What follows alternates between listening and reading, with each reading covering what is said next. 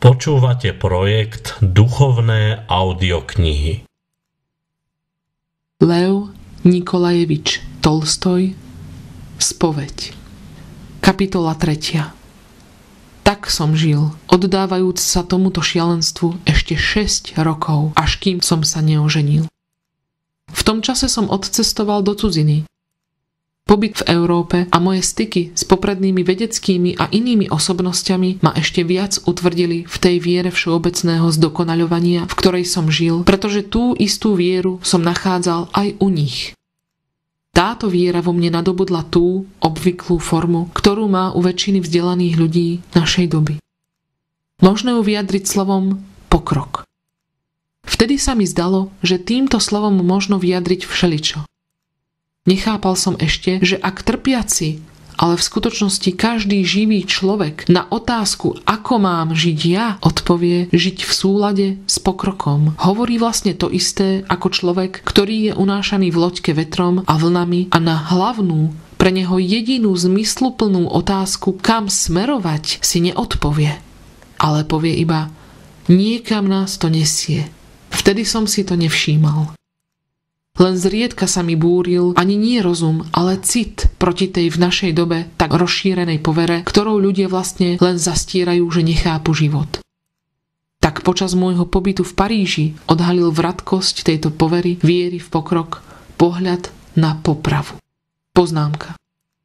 Lev Nikolajevič Tolstoj sa dňa 25.3.1857 v Paríži zúčastnil na poprave vraha gilotínou. Koniec poznámky.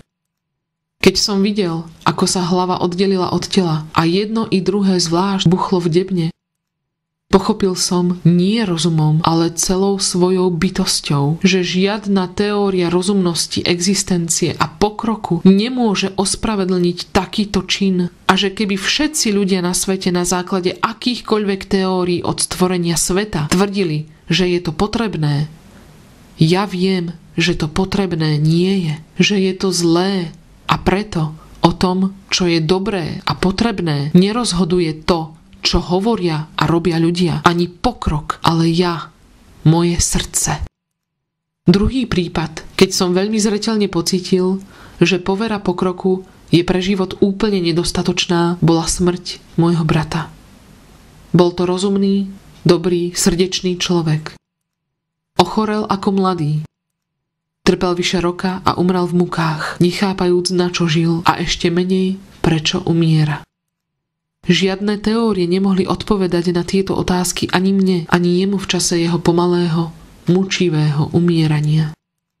No boli to iba zriedkavé prípady pochybností, v podstate som pokračoval v doterajšom živote, vyznávajúc iba vieru v pokrok. Všetko sa vyvíja, i ja sa vyvíjam. A prečo sa vlastne vyvíjam spolu so všetkými, to sa ukáže. Tak nejako by som mohol formulovať svoju vtedajšiu vieru. Keď som sa vrátil z cudziny, usídlil som sa na dedine a začal som sa zaoberať roľníckymi školami. Takáto práca bola veľmi blízka môjmu srdcu, pretože v nej nebolo toho očividného klamu, ktorý mi bil do očí v činnosti literárneho vyučovania. Aj tu som konal v mene pokroku, no na samotný pokrok som mal už kritický pohľad. Hovoril som si, že pokrok sa šíri v niektorých svojich aspektoch rovnomerne a že sa preto treba zamerať na pospolitý ľud, na sedliacké deti a ponúknuť im, aby si úplne slobodne vybrali cestu pokroku, po ktorej oni istotne zatúžia ísť. V podstate som sa krútil stále okolo jednej a tej istej neriešiteľnej úlohy, spočívajúcej v tom, že sa má učiť, hoci sa nevie, čo učiť. Vo vyšších sférach literárnej činnosti mi bolo jasné, že je to nemožné, že nemožno učiť bez toho, aby sme vedeli, čo učiť. Pretože som videl, že každý učí niečo iné a vo vzájomných hádkach všetci v podstate iba zakrývajú vlastné neznalosti. Tu, v práci s deťmi roľníkov, myslel som si možno obísť tento problém tak, že sa deťom poskytne možnosť, aby sa učili to, čo oni chcú. Teraz sa tomu smejem, keď si spomeniem, ako som sa krútil, aby som ukojil svoju vášeň učiť, hoci v hĺbke duše som dobre vedel, že nemôžem učiť nič také, čo je potrebné, pretože sám neviem, čo je potrebné. Po roku strávenom zapodievaním sa školou šiel som znova do cudziny, aby som sa dozvedel, ako by sa to malo robiť, aby hoci sám nič neviem, mohol som učiť iných. Zdalo sa mi, že som sa to v cudzine naučil a vyzbrojený všetkou tou premúdrosťou vrátil som sa do Ruska. Bolo to práve v roku oslobodenia roľníkov. Poznámka. Manifest o zrušení nevoľníctva bol vydaný cárom Alexandrom II. Dňa 19.2.1861. Koniec poznámky. Prijal som miesto sprostredkovateľa. Poznámka. Od júna 1861 bol Tolstoj tzv. Sprostredkovateľom, čiže chránil záujmy roľníkov proti nespravodlivým nárokom statkárov, čím vyvolal ich nenávisť voči sebe. Koniec poznámky. Začal som učiť, a to jednak nevzdelaný ľud v školách, jednak vzdelaných ľudí prostredníctvom časopisu, ktorý som začal vydávať. Práca, ako sa zdalo, sa mi darila. No ja som cítil, že nie som celkom v poriadku po psychickej stránke a že to takto dlho ísť nemôže. Možno, že by som bol už vtedy prepadol tomu zúfalstvu, ku ktorému som dospel v 50. rokoch, ak by tu nebola ešte iná stránka života, taká, ktorú som dovtedy nezakúsil a ktorá sľubovala záchranu. Rodinný život. Rok som sa zaoberal činnosťou sprostredkovateľa, školami a časopisom. Ale práca súvisiaca s funkciou sprostredkovateľa ma veľmi vyčerpávala.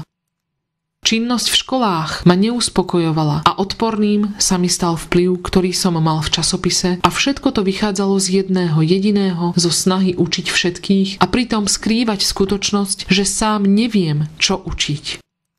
To všetko ma tak trápilo, že som sa zanedbával a napokon som ochorel. Viac psychicky ako fyzicky.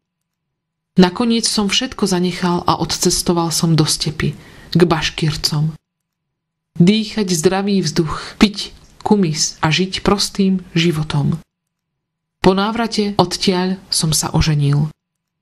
Nové podmienky v šťastnom rodinnom živote ma úplne odpútali od predošlých snách hľadať všeobecný zmysel života. Môj záujem, celý môj život sa sústredil na rodinu, ženu, deti, na starosti o rozmnožovanie prostriedkov pre život rodiny. Snaha o osobné zdokonaľovanie, ktorú neskôr vystriedala snaha o všeobecné zdokonaľovanie. O pokrok bola teraz nahradená úsilím o to, aby sa mne a mojej rodine darilo čo najlepšie. Tak ubehlo ďalších 15 rokov.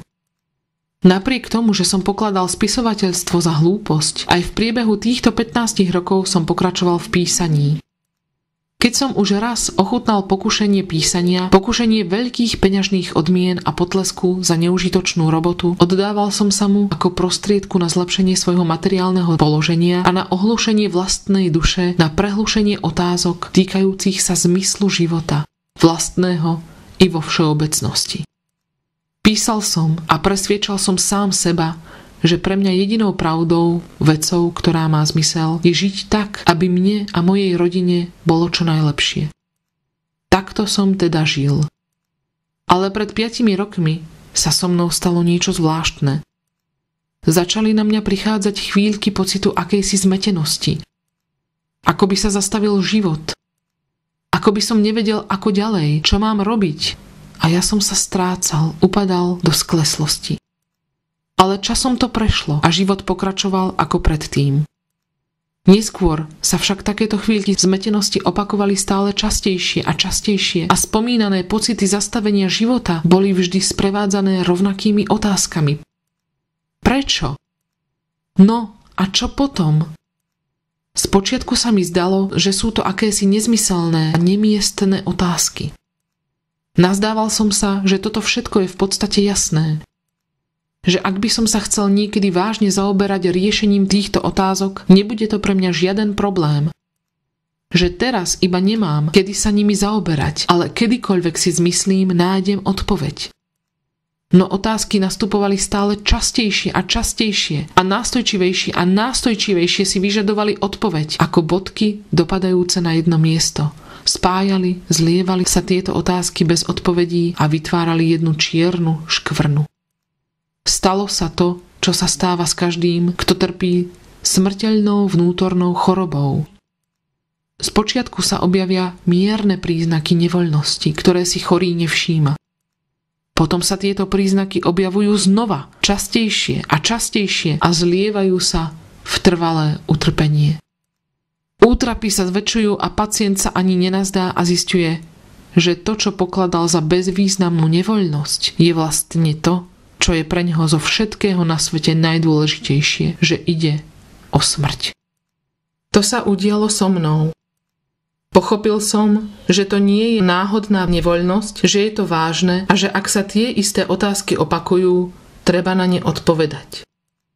Otázky sa zdali hlúpe, jednoduché, detské. No len čo som sa ich chopil a pokúsil sa ich riešiť, okamžite som sa presvedčil, že poprvé nejde o detské hlúpe otázky, ale o tie najdôležitejšie a najhlbšie otázky života. A po druhé, že ich nedokážem vyriešiť, nech by som ako namáhal rozum. Predtým, ako sa začnem zaoberať nejakými vecami, napríklad výchovou syna, písaním knihy, musím vedieť, prečo to budem robiť. Ak neviem, prečo niečo robím, nemôžem to robiť. Uprostred mojich myšlienok o hospodárení, ktoré ma vtedy veľmi zamestnávali, ma zrazu napadla otázka. No dobre, budeš mať 6 000 desiatín v Samarskej gubernii, 300 koní a čo potom? Poznámka. Desiatina je plošná miera pôdy. Veľkosť 1,09 hektára. Koniec poznámky. Zarazil som sa a nevedel som čo ďalej, ako pokračovať v uvažovaní. Alebo keď som začal rozmýšľať o tom, ako vychovávať deti, povedal som si. Prečo? Alebo uvažujem o tom, ako by ľud mohol dosiahnuť blahobyt a zrazu si hovorím, a čo je mňa do toho? Alebo myslím na slávu, ktorú získam svojou literatúrnou tvorbou a vravím si, no dobre, budeš slávnejší ako Gogol, Puškin, Shakespeare, Molière, ako všetci spisovatelia sveta. No a čo? A nemôžem odpovedať nič. Celkom nič. Koniec kapitoly. Počúvali ste projekt Duchovné audioknihy.